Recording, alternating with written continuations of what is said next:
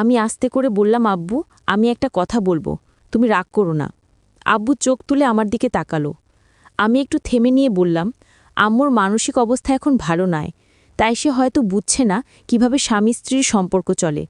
তুমি হয়তো নিজের ভালোবাসা দিয়ে আম্মুকে ঠিক করতে চাও, কিন্তু আব্বু, এই সময়ে কেউ এমন কঠিন নিয়মে চলতে পারে না। আম্মু মুখ তুলে তাকালো, চোখে বিস্ময়। আব্বু কিছু বলল না, চুপচাপ শুনল। তুমি যা চাও সেটা হয়তো ভুল নয়, আমি আবার বললাম, কিন্তু সেটা বুঝিয়ে বলার দায়িত্বও তোমার। জোরে ভয় দেখিয়ে কখনোই কেউ ভালো শিখতে পারে না আব্বু, বরং সে শুধু ভয় পায়, আর সেই ভয় থেকে আসে দূরত্ব, ভুল বোঝাবুঝি। আমি বলতে বলতে একটু থেমে গেলাম। আব্বু হঠাৎ উঠে দাঁড়ালো, জানালার পাশে গিয়ে দাঁড়িয়ে রইল কিছুক্ষণ। তারপর হঠাৎ বলল, তুই তো ছোট ছিলি সবসময়, কবে এত বড় হয়ে গেলি যে আমাকে উপদেশ দিচ্ছিস? তবে কণ্ঠে ছিল অভিমান নয়, এক ধরনের মেনে নেওয়া। আমি এগিয়ে গিয়ে আব্বুর কাঁধে হাত রাখলাম। আমি তো ছোটই, তাই বলছি, কারণ তুমি যে কষ্ট পাচ্ছ সেটা আমিও সহ্য করতে পারছি না। বন্ধুরা, আজকের এই গল্পটি আরও স্পেশাল, না দেখলে খুব মিস করবেন। আর দয়া করে গল্পটি ভালো লাগলে ভিডিওটি লাইক, কমেন্ট, শেয়ার ও চ্যানেলটি সাবস্ক্রাইব করে দেন প্লিজ। আমার বয়স ১৬ হওয়ার পর থেকে বাসার পরিবেশ একেবারে বদলে গেল। আম্মুর কোনো কিছু মনে না হলেও আমার মনে একটা অদ্ভুত অস্বস্তি কাজ করছিল। আমার মায়ের নাম রোকিয়া বেগম।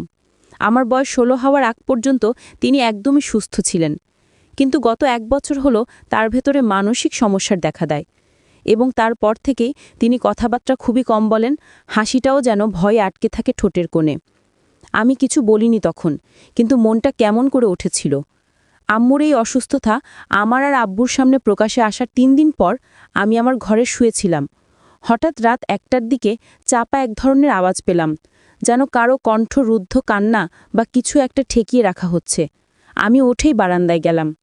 পাশের ঘরে আলো নিভানো, কিন্তু দরজার ফাঁক দিয়ে আলো এসে পড়ছিল। কানে আসছিল ফিসফিস করার শব্দ। ভাবলাম হয়তো আম্মু ঘুমের ভেতরে এমন করছে।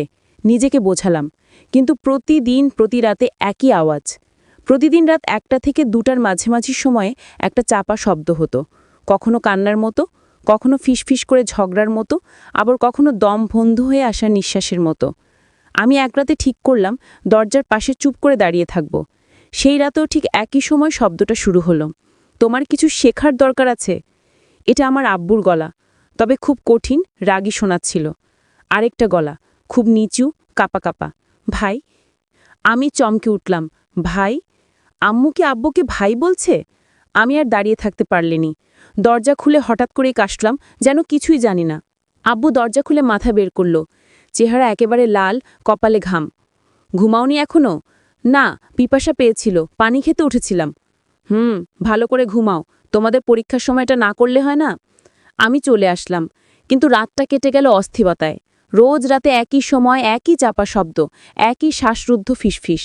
প্রথম কয়েকদিন নিজেকে বোঝানোর চেষ্টা করেছি, আম্মু অসুস্থ তাই, হয়তো এমন হয়েছে, কিছুটা অস্বস্তি হতেই পারে। কিন্তু ধীরে ধীরে শব্দগুলো কেবল অস্বস্তিকর নয়, ভয়ের মতো লাগতে শুরু করলো। আম্মুর কণ্ঠ যেন প্রতিদিন আরও বেশি কাঁপছে, আর আব্বুর কণ্ঠ হয়ে উঠছে কঠিন, চাপার আগে ভরা। চতুর্থ রাতে আমি আর নিজেকে ধরে রাখতে পারলাম না। আমার ঘরের দরজা খুলেই সোজা বারান্দায় গেলাম। অন্ধকারে দাঁড়িয়ে, নিঃশ্বাস আটকে, চোখ রেখে দিলাম আব্বুর ঘরের দরজার ফাঁকে। দরজাটা একটু খোলা ছিল মনে হলো, হয়তো ওরা জানে না কেউ দেখছে। ঘরের ভেতরের দৃশ্য দেখে আমি স্তব্ধ হয়ে গেলাম। আম্মু মাটিতে বসে, চোখে পানি, পরনে সাদা একটা পাতলা। আম্বুর মুখ লাল হয়ে আছে, যেন কান্না করতে করতে গাল দুটো ফেটে গেছে। আব্বু দাঁড়িয়ে, তার হাতে কিছু একটা, মুখ গম্ভীর। তুমি এতটা বোকার মতো আচরণ করছো কেন? তুমি আমার স্ত্রী, অথচ তুমি এখন বুঝতেই পারো না স্বামীর সাথে কী আচরণ করতে হয়? আমি তো চেষ্টা করছি, ভাই, মানে আপনি। আম্মু গলা নিচু করে ফেলল। আব্বু কড়া গলায় বলল, তুমি আমাকে ভাই ডাকো কেন? এভাবে কেউ স্বামীকে ডাকে? আম্মুর মুখ আরও ফ্যাকাশো হয়ে গেল। তখন আব্বু হঠাৎ দেয়ালে জোরে ঘুষি মারল। আমি চমকে উঠলাম। এখনও যদি শিখে না ফেলো, তাহলে আমাকেও বদলাতে হবে। আমার রক্ত হিম হয়ে গেল। এই শব্দগুলো ঠিক সেইভাবে বলা হচ্ছিল যে কোনো অশ্রাব্য কিছু শুরু হতে পারে যে কোনো সময়। আমি জানতাম না কি করব। ভেতরে ঢুকে পড়ি, নাকি ভিডিও করি প্রমাণের জন্য। কি করব ভাবছিলাম, কিন্তু তখন একটা দৃশ্য দেখলাম যা আমাকে আরও বিভ্রান্ত করে দিল। আম্মু আচমকা উঠে গিয়ে আব্বুর পা জড়িয়ে ধরল। খুব নিচু স্বরে কিছু বলছিল, তবে দেখে মনে হচ্ছিল ভয়, অনুনয় আর অসহায়ত্বের এক অদ্ভুত মিশ্রণ। আব্বু ওনাকে তুলে দাঁড় করালো। মুহূর্তেই গলা নরম করে বলল, তুমি জানো না আমি তোমাকে কতটা ভালোবাসি, কিন্তু তুমি আমাকে বাধ্য করো রেগে যেতে। আমি যেন 1 সেকেন্ডে আরেকটা মানুষকে দেখতে পেলাম। এই সেই আব্বু, যে সারা জীবন আমার রোল মডেল ছিল। এত ভালোবাসার কথা বলি এখন এমন আচরণ। আম্মু কিছু না বলে মাথা নিচু করে রইল। সে হয়তো অভ্যস্ত হয়ে যাচ্ছে, অথবা হার মেনে যাচ্ছে। আমি জানি না ঠিক কি হচ্ছিল ওই ঘরে, তবে আমি এখন সম্পূর্ণ নিশ্চিত ওদের সম্পর্ক এখন আর স্বাভাবিক নয়। আমি জানতাম না সেই রাতে আমি কি দেখেছি।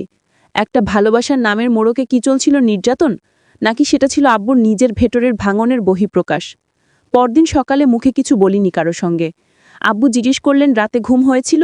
আমি শুধু মাথা নাড়লাম। আম্মুর চোখে ঘুমহীনতা স্পষ্ট, চোখের নিচে হালকা ফোলা ভাব, চুল এলোমেলো, কণ্ঠ নিচু।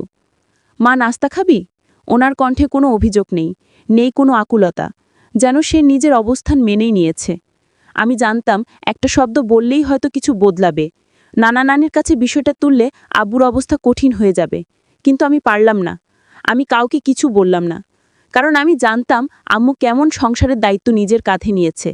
নিজের শখ, নিজের সময় সব বিসর্জন দিয়ে কেবল আমাদের ভালো রাখার জন্য লড়েছে। আজ যদি তার বিরুদ্ধে মুখ খুলি, তাহলে কি সেটা বিশ্বাসঘাতকতা হবে? আমি নিজের মনে হাজারটা প্রশ্নে ভেসে যাচ্ছিলাম। এক দুপুরে রান্নাঘরে আমি একা বসেছিলাম। আম্মু আস্তে করে পাশে বসল। মা, আমি চমকে তাকালাম। তুই কিছু দেখেছিস? আমার মুখ শুকিয়ে গেল। কি দেখব বলো? আম্মু নিচু গলায় বলল, আমি জানি না কি করব। আমি চেষ্টা করি, কিন্তু তোর বাবা খুব রেগে যায়। কিন্তু আমি জানি উনি খারাপ না। উনি শুধু চায় আমি যেন তার মতো হই। এ কথা শুনে আমি আর চুপ থাকতে পারলাম না। কি মানে তার মতো হও? তুমি কি ভয় পাও ওকে? আম্মু আমার চোখে চোখ রেখে বলল, ভয় পাই, আবার পাই না। উনি রেগে গেলে খুব খারাপ লাগলেও পরে আবার মাফ চান। আমি জানি না, আমি হয়তো ভালো বউ না। আমার ভেতরটা কেঁপে উঠল। আম্মু এখনো মনে করে ওর ভুল, আব্বুর না। আমার আব্বু যে এখন একটা অদ্ভুত মানুষ হয়ে উঠছে, আমি সেটা স্বীকার করতেও ভয় পাচ্ছিলাম। কিন্তু এটাও ঠিক, তার এই রূপটা আমি সহ্য করতে পারছিলাম না, কারণ আমি তাকে জানতাম ভিন্ন একজন মানুষ হিসেবে। সেদিন রাতে প্রথমবার আব্বুর ঘরের দরজার ফাঁকে নয়, আমি নিজেই গেলাম ও ঘরের সামনে দাঁড়িয়ে। ভেতর থেকে আসা তীব্র গলা, তুমি শিখবে না? আমি কিভাবে বোঝাই? আমি কাপা হাতে দরজায় টোকা দিলাম। দরজাটা ধীরে খুলে গেল। আব্বু চোখ বড় করে তাকিয়ে থাকল। তুই এখানে?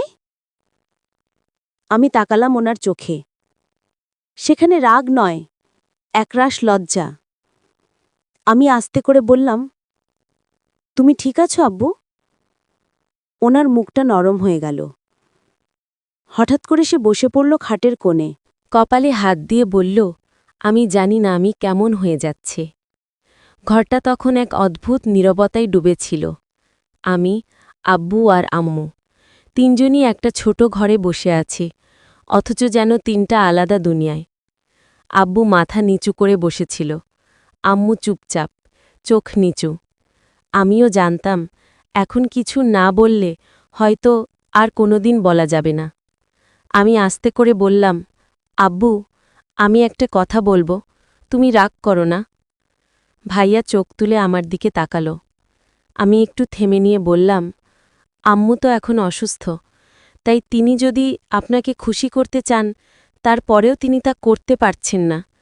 এই সময়ে কেউ এমন কঠিন নিয়মে চলতে পারে না ভাইয়া, বরং সে শুধু ভয় পায়, আর সেই ভয় থেকে আসে দূরত্ব, ভুল বোঝাবুঝি। আমি বলতে বলতে একটু থেমে গেলাম। আব্বু হঠাৎ উঠে দাঁড়াল, জানালার পাশে গিয়ে দাঁড়িয়ে রইল কিছুক্ষণ। তারপর হঠাৎ বলল, তুই তো ছোট ছিলি সবসময়, কবে এত বড় হয়ে গেলি যে আমাকে উপদেশ দিচ্ছিস?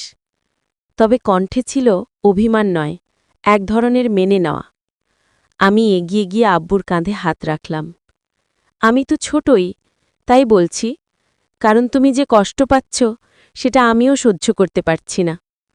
আব্বু ধীরে ধীরে আমার দিকে ফিরে তাকালো, চেহারায় এক গভীর ক্লান্তি নিয়ে বলল, আমি শুধু চাইছিলাম কেউ আমাকে বুঝুক। আমি যা চাই সেটা খারাপ নয়। আমি চাই একজন সঙ্গী যে আমার প্রয়োজন অনুভব করবে। সেই মুহূর্তে আমি আর আম্মু চোখের দিকে তাকাতে পারলাম না, কারণ আমি জানতাম আম্মু এসব এখন বুঝবেন না।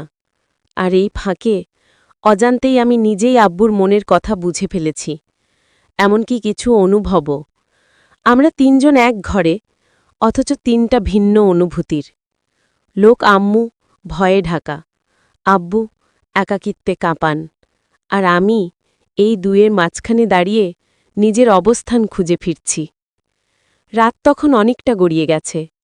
আব্বুর ঘরে আলো নেভার আগ পর্যন্ত আমি পাশে ছিলাম, গল্প করেছি, পুরনো কথা মনে করিয়ে দিয়েছি। কিন্তু কিছু মুহূর্তে আব্বুর মুখে একটু শান্তির ছাপ ছিল। আম্মুও চুপচাপ আমাদের কথা শুনছিল, কখনো চোখে এক টুকরো ঈর্ষা, কখনো স্বস্তি। তবে আমি বুঝছিলাম, আমি যেন ওদের দুজনের মাঝখানে এসে দাঁড়িয়েছি, না চাইতেই। কপালে হাত দিয়ে বলল, আমি জানি না আমি কেমন হয়ে যাচ্ছে। ঘরটা তখন এক অদ্ভুত নীরবতায় ডুবেছিল। আমি, আব্বু আর আম্মু তিনজনই একটা ছোট ঘরে বসে আছি, অথচ যেন তিনটা আলাদা দুনিয়ায়। আব্বু মাথা নিচু করে বসেছিল, আম্মু চুপচাপ, চোখ নিচু। আমিও জানতাম এখন কিছু না বললে হয়তো আর কোনোদিন বলা যাবে না। আমি আস্তে করে বললাম, আব্বু, আমি একটা কথা বলবো, তুমি রাগ করো না? ভাইয়া চোখ তুলে আমার দিকে তাকালো। আমি একটু থেমে নিয়ে বললাম, আম্মু তো এখন অসুস্থ, তাই তিনি যদি আপনাকে খুশি করতে চান, তারপরেও তিনি তা করতে পারছেন না। এই সময়ে কেউ এমন কঠিন নিয়মে চলতে পারে না ভাইয়া, বরং সে শুধু ভয় পায়, আর সেই ভয় থেকে আসে দূরত্ব, ভুল বোঝাবুঝি। আমি বলতে বলতে একটু থেমে গেলাম। আব্বু হঠাৎ উঠে দাঁড়াল, জানালার পাশে গিয়ে দাঁড়িয়ে রইল কিছুক্ষণ। তারপর হঠাৎ বলল, তুই তো ছোট ছিলি সবসময়, কবে এত বড় হয়ে গেলি যে আমাকে উপদেশ দিচ্ছিস? তবে কণ্ঠে ছিল অভিমান নয়, এক ধরনের মেনে নেওয়া। আমি এগিয়ে গিয়ে আব্বুর কাঁধে হাত রাখলাম। আমি তো ছোটই, তাই বলছি, কারণ তুমি যে কষ্ট পাচ্ছ সেটা আমিও সহ্য করতে পারছি না। আব্বু ধীরে ধীরে আমার দিকে ফিরে তাকালো, চেহারায় এক গভীর ক্লান্তি নিয়ে বলল, আমি শুধু চাইছিলাম কেউ আমাকে বুঝুক। আমি যা চাই সেটা খারাপ নয়। আমি চাই একজন সঙ্গী যে আমার প্রয়োজন অনুভব করবে। সেই মুহূর্তে আমি আর আম্মু চোখের দিকে তাকাতে পারলাম না, কারণ আমি জানতাম আম্মু এসব এখন বুঝবেন না। আর এই ফাঁকে অজান্তেই আমি নিজেই আব্বুর মনের কথা বুঝে ফেলেছি, এমনকি কিছু অনুভবও। আমরা তিনজন এক ঘরে, অথচ তিনটা ভিন্ন অনুভূতির। লোক আম্মু ভয়ে ঢাকা, আব্বু একাকিত্বে কাঁপান, আর আমি এই দুয়ের মাঝখানে দাঁড়িয়ে নিজের অবস্থান খুঁজে ফিরছি। রাত তখন অনেকটা গড়িয়ে গেছে। আব্বুর ঘরে আলো নেভার আগ পর্যন্ত আমি পাশে ছিলাম, গল্প করেছি, পুরনো কথা মনে করিয়ে দিয়েছি। কিন্তু কিছু মুহূর্তে আব্বুর মুখে একটু শান্তির ছাপ ছিল। আম্মুও চুপচাপ আমাদের কথা শুনছিল, কখনো চোখে এক টুকরো ঈর্ষা, কখনো স্বস্তি। তবে আমি বুঝছিলাম, আমি যেন ওদের দুজনের মাঝখানে এসে দাঁড়িয়েছি, না চাইতেই।